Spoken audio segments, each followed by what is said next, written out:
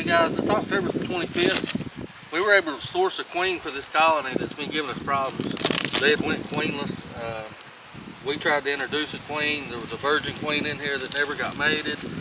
They didn't accept the one we tried to introduce. So we was finally able to get a queen sourced and we got it installed. We're just wanting to check on this colony, see how they're doing, see if they did accept her.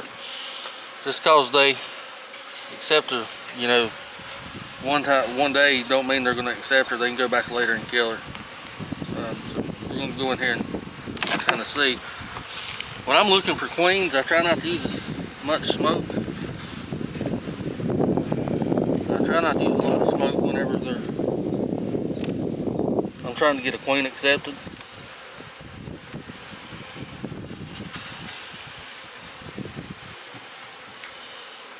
This frame's full of stores, but I'm looking for the queen, not the what they got in their combs today.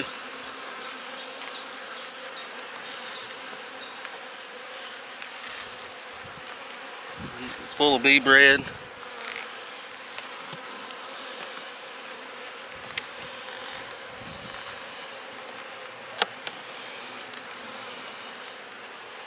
Empty comb, which I put this empty comb in the center for laying space for a queen because we're trying to get a few more rounds off of brood before the cold weather sets in. Another empty comb that I had put in there.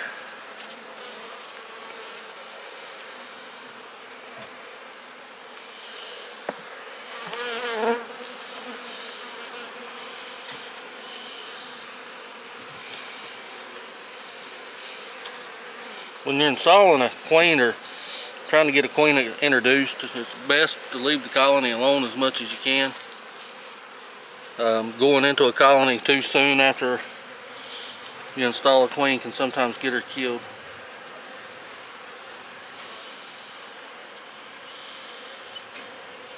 We did find a virgin queen in here and we killed her to get her out of here. She wasn't going to lay. It had been 3 weeks and she wasn't doing anything.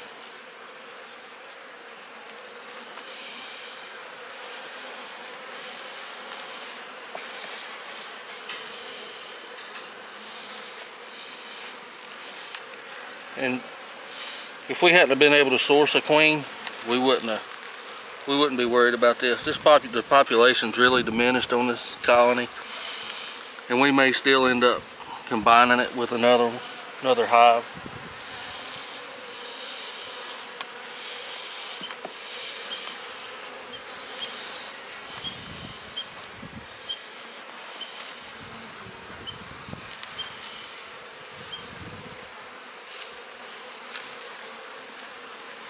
There's our queen at the bottom. Not sure if you can see her on the side of the frame. So they do have a queen now. She is a mated queen. So now all we need to do is just sit back and wait, and hopefully she can get a few rounds of brood off.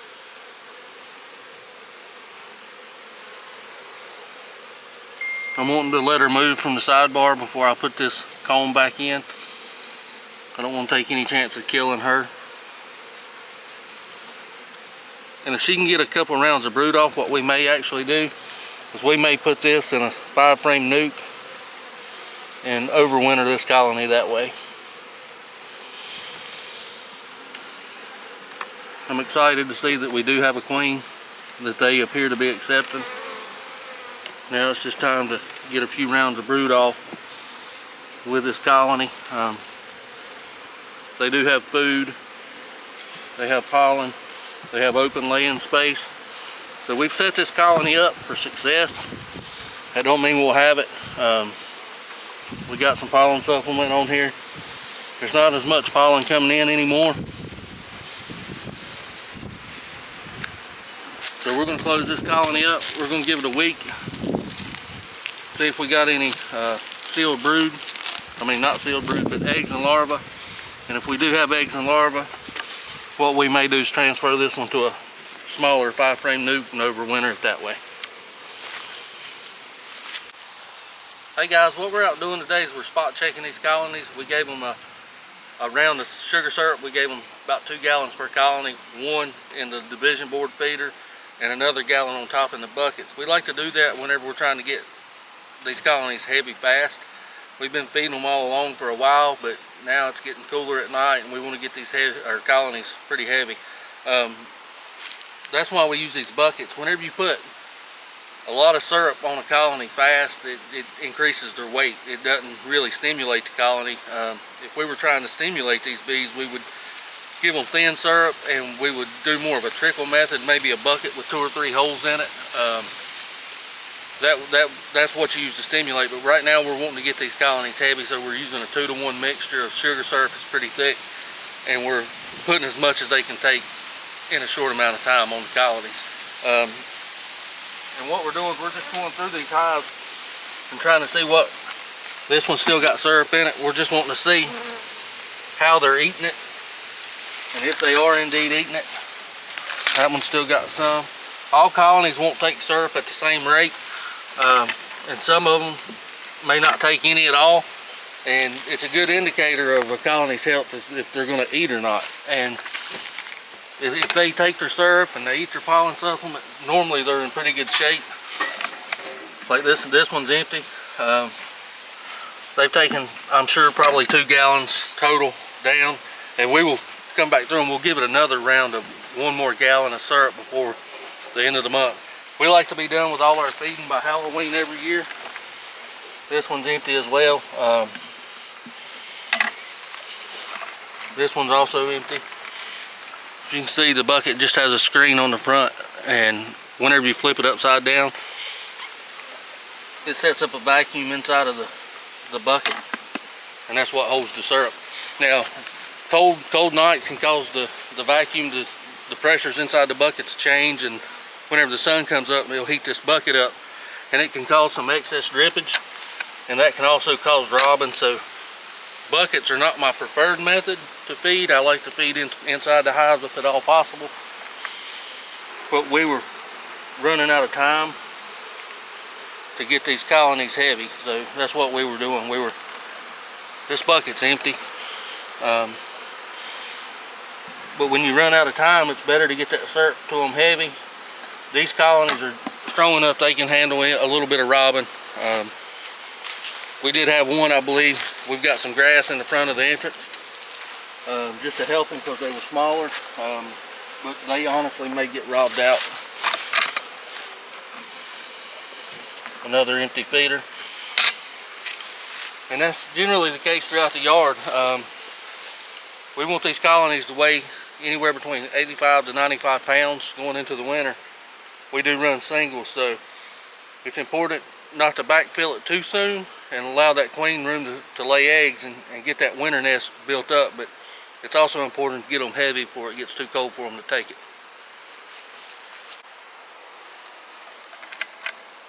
This bucket's also empty. So that's a 1 gallon bucket that we use. We get these buckets from Better Bee. We like the buckets when we have to use them, but we're not a huge fan of them, and we like the screen.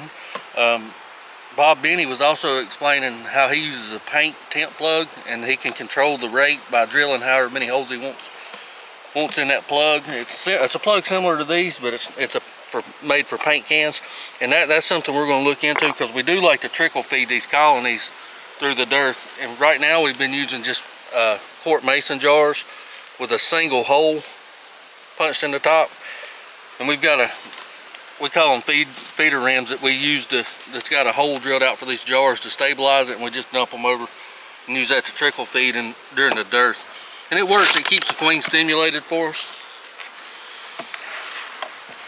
Kind of take a look and see if these, yeah, their division board feeder is also empty. This is a colony that looks really good going into the winter. Check the weight, but they don't have enough food yet, so this colony will probably get 2 more rounds of syrup. We were hoping to just do 1 more round, but that one still needs some feed to it.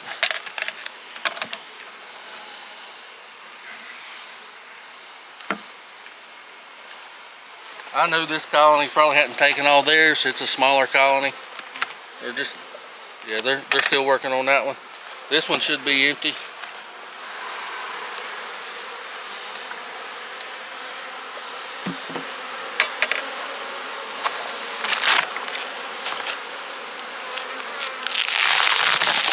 same.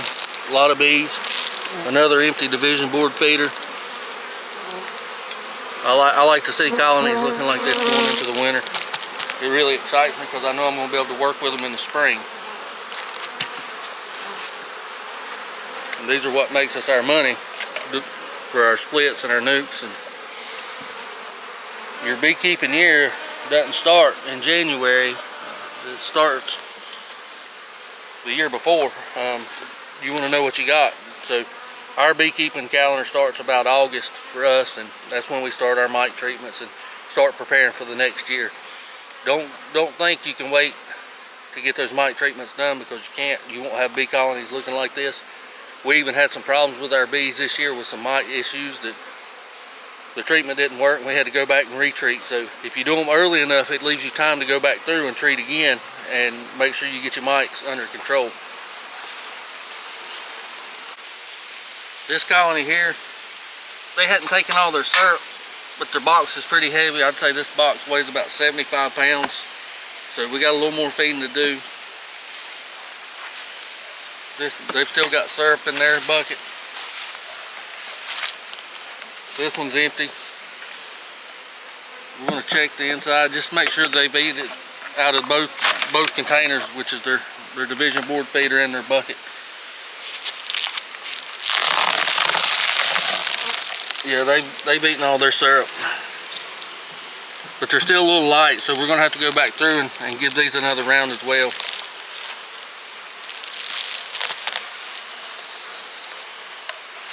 And we like to start feeding early, where we don't have to put 2 to 1 on them so heavily.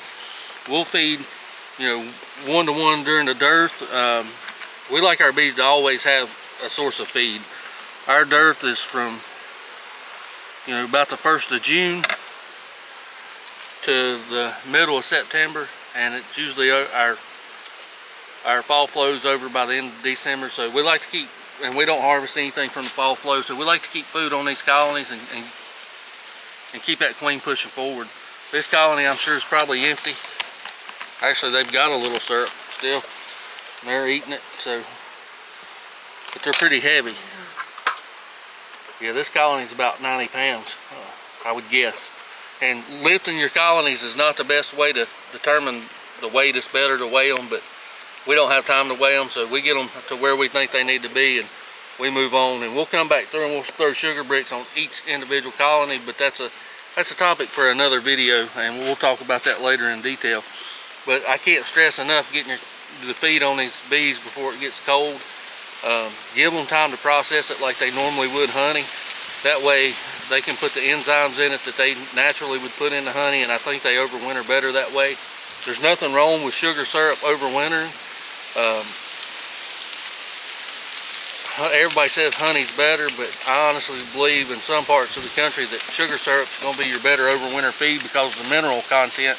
It's not that big of a deal for us where we're at, because our bees can get out and take a cleansing flight about once a week most days, or most of the time. But if you're up north where it's cold and they're stuck in the box, poplar honey, which is what we have, is very the mineral content in it's very high, and it would not make a great overwintering feed. And sugar syrup would be a better alternative if that's your main nectar source and you live in a colder climate. So that's what we're doing today. We thought we'd bring you along. If you like today's video, how about hitting the like button, giving us a thumbs up, and subscribing to the channel. We enjoyed sharing this information with you, and we'll be making another video next week. We're going to be out doing some more feeding, and we'll show you how we do that. We'll be filling these and dropping them on another yard. So if you have any questions, leave them in the comment section below, or if you got any advice for us, we'd love to hear that too. Thanks for watching, and happy beekeeping.